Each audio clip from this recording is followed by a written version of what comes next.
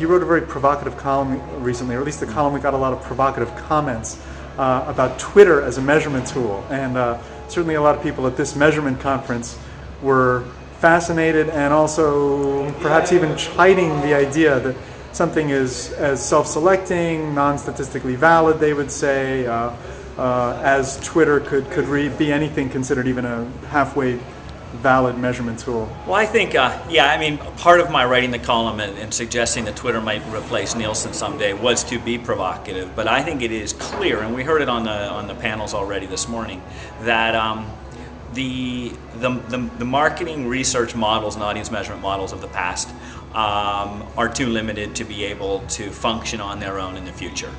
And you could make the exact same arguments about the self-selecting as to people that are willing to participate in research panels today. We all know it's a dirty little secret of the research business that a very small group of people participate in most of the research.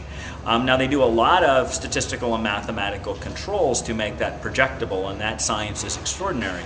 But that doesn't mean that you immediately can disqualify massive activity data sets and attitudinal data sets like Twitter and the ability to harvest them scientifically for predictive models, and particularly in areas of real time where you can find out what people are thinking at this moment.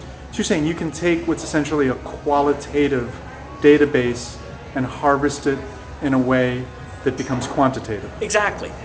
No different than, in other words, and actually I would say that's actually more true than trying to go out and recruit people with incentives or not incentives. I mean, the fact to find people that will participate in research panels is harder and harder, and the amount of money that's being used to maintain them is getting more and more expensive.